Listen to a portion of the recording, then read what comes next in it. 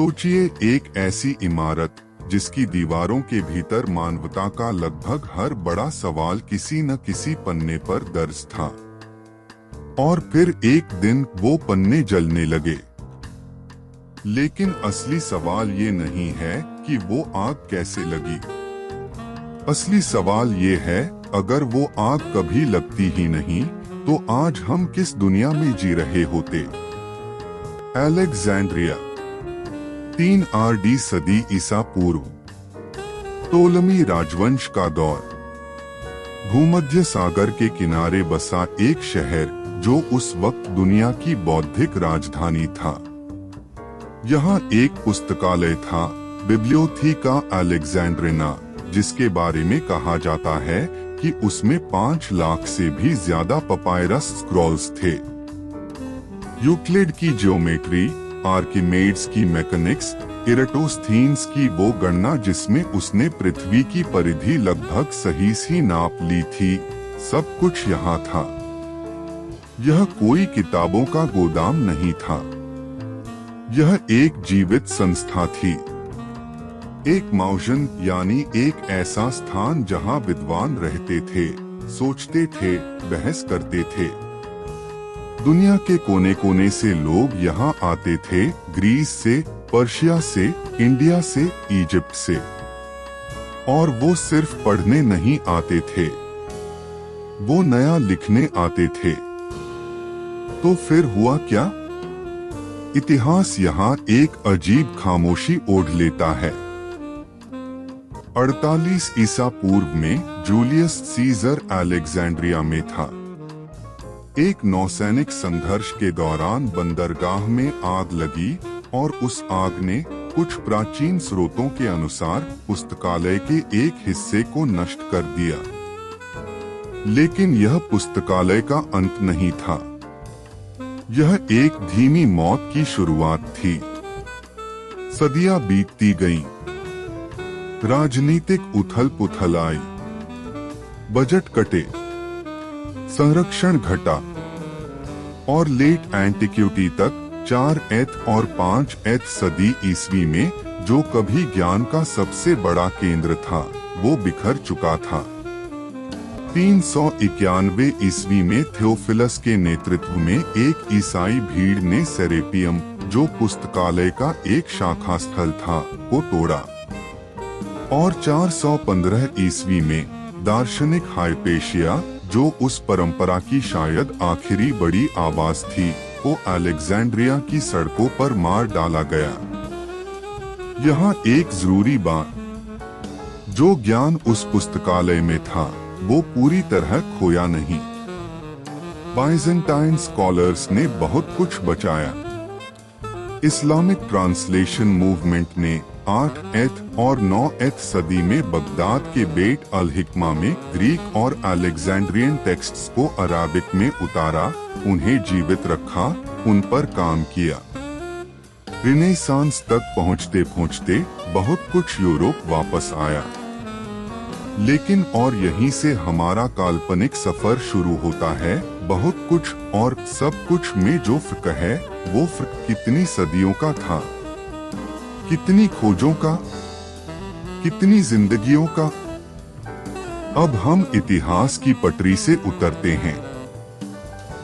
आगे जो है वो एक सोचा समझा अनुमान है, एक बौद्धिक खेल, एक क्या होता अगर, लेकिन यह खेल खेलने लायक है क्योंकि इसके नियम इतिहास की असली जमीन पर टिके हैं। मान लीजिए अलेक्जेंड्रिया का पुस्तकालय बचा रहता। न सीजर की आग, न थियोफिलस की भीड़, न धीमी उपेक्षा। वो संस्था जीवित रहती, पीढ़ी दर पीढ़ी। इराटोस्थीन्स ने पृथ्वी की परिधि नाप ली थी। एरिस्टार्चूस ने उसी अलेक्जेंड्रिया की परंपरा में यह प्रस्ताव रखा था कि सूर्य केंद्र में है, पृथ्वी उसके चारों ओर घूमती है। कोपरनिकस ने यही बात 1700 साल बाद कही और दुनिया हिल गई।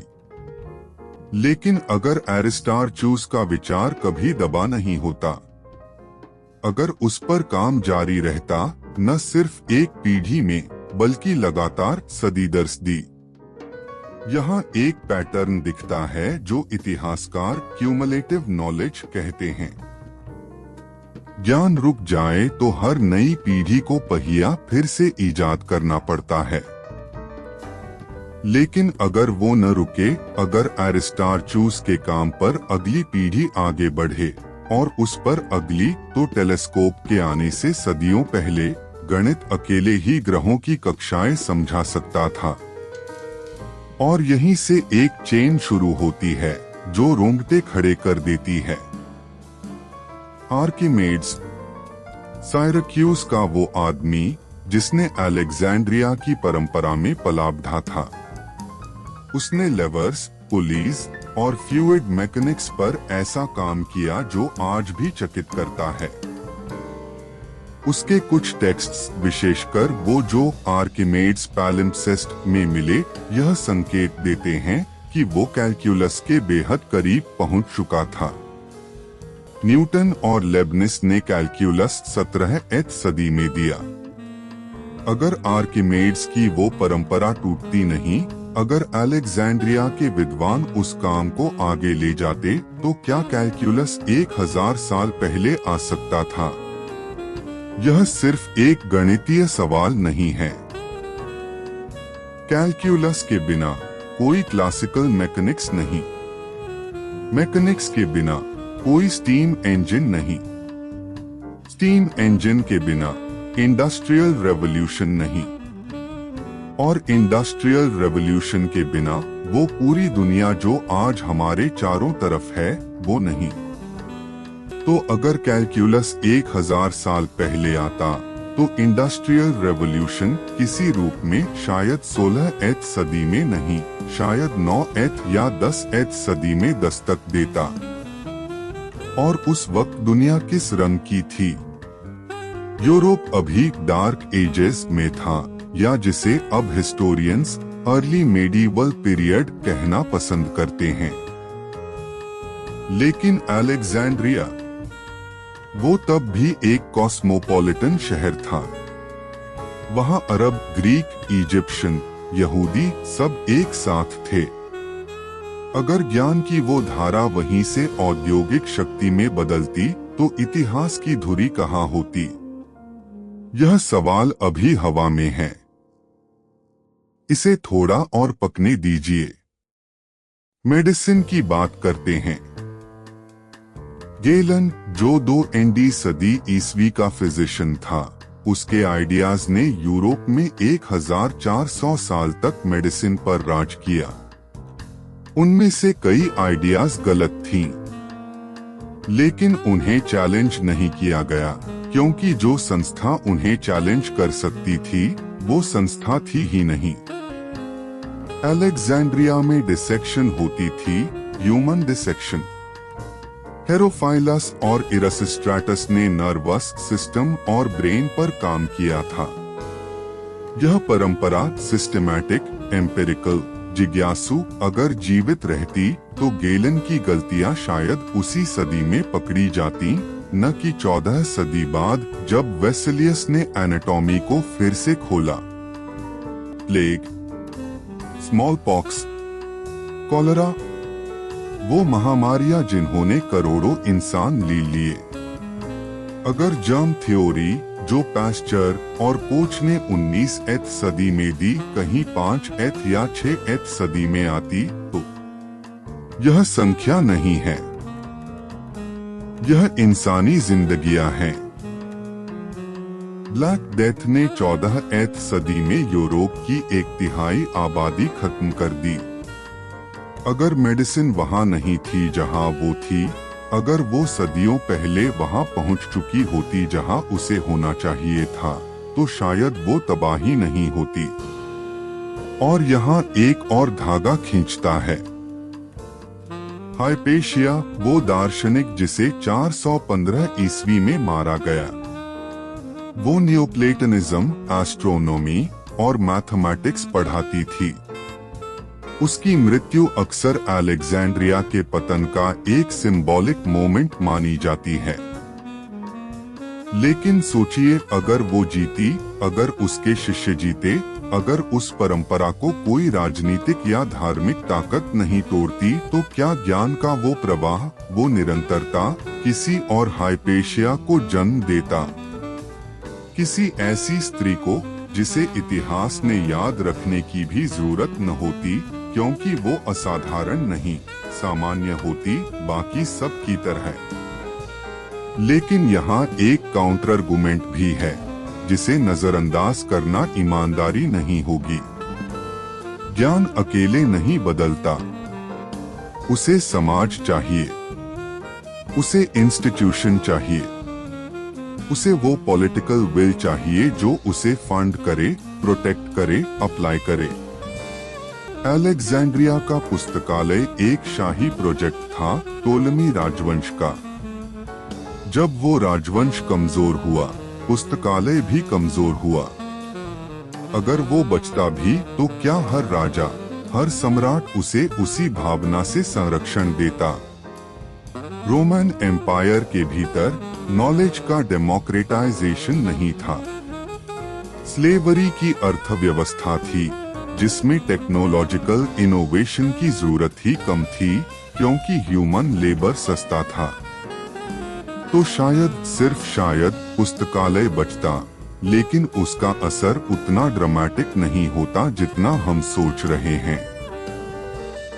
यह एक जरूरी कैविएट है, लेकिन यह उस मूल सवाल को खत्म नहीं करता, क्योंकि जो चीज अलेक्जेंड्रिया रिप्रेजेंट करती थी वो इंस्टीट्यूशन नहीं थी, वो एक आइडिया था।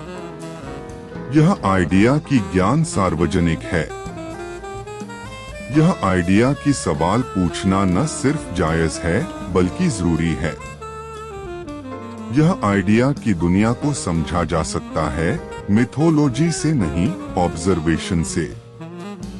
और उस आइडिया की मौत चाहे धीरे धीरे हुई हो, उसकी कीमत चुकाई गई। सदियों में, करोड़ों इंसानों ने। तो वो दुनिया कैसी दिखती जहां अलेक्जेंड्रिया बचा रहता? शायद ऐसी जहां साइंटिफिक रेवोल्यूशन 17वीं सदी में नहीं, बहुत पहले आता। जहां कोपरनिकस, गैलीलियो, न्यूटन ये नाम अलग होते, या शायद होते ही नहीं, क्योंकि वो काम बहुत पहले हो चुका होता। जहां मेडिसिन ने इतनी जिंदगियां नहीं खोई होती। जहां इंडस्ट्रियल पावर किसी एक कॉन्टिनेंट का एकाधिकार नहीं होती, क्योंकि ज्ञान की शुरुआत का भूगोल अलग होता। और शायद सबसे महत्वपूर्ण, जहां हम यह नहीं पूछ रहे होते कि अगर वो पुस्तकालय बचता तो क्या होता, क्योंकि हम उस दुनिया में जी रहे होते। जो स्क्रॉल्स जल गए, जो विचार खो गए, जो प्रश्न कभी पूछे ही नहीं गए, उनका हिसाब हम कभी पूरी तरह नहीं लगा पाएंगे। लेकिन जो बचा बाइजेंटाइन मॉन्क्स के हाथों, अराबिक स्कॉलर्स की स्याही में, रेनेसांस के उत्साह में, वो हमें याद दिलाता है कि ज्ञान की लौ बुझती नहीं। वो कहीं न कहीं, किसी न किसी हाथ में जलती रहती है। अलेक्जेंड्रिया एक इमारत नहीं थी, वो एक कमिटमेंट थी, इंसान की उस जिद की कि वो समझेगा, कि वो जानेगा, कि वो रुकेगा नहीं। और शायद यही उसकी असली विरासत है, यह याद दिलाना कि जब हम उस कमिटमेंट को छोड़ते हैं तो हम सिर्फ किताबें नहीं खोते, हम वक्त खोते हैं, अपना ही वक्त। अगर यह सफर आपको अच्छा लगा तो इस चैनल के साथ बने रहिए। हर एपिसोड एक ऐसे मोड़ पर खड़ा होता है जहां इतिहास ने एक रास्ता चुना और हम देखते हैं कि दूसरा रास्ता कहाँ जाता था।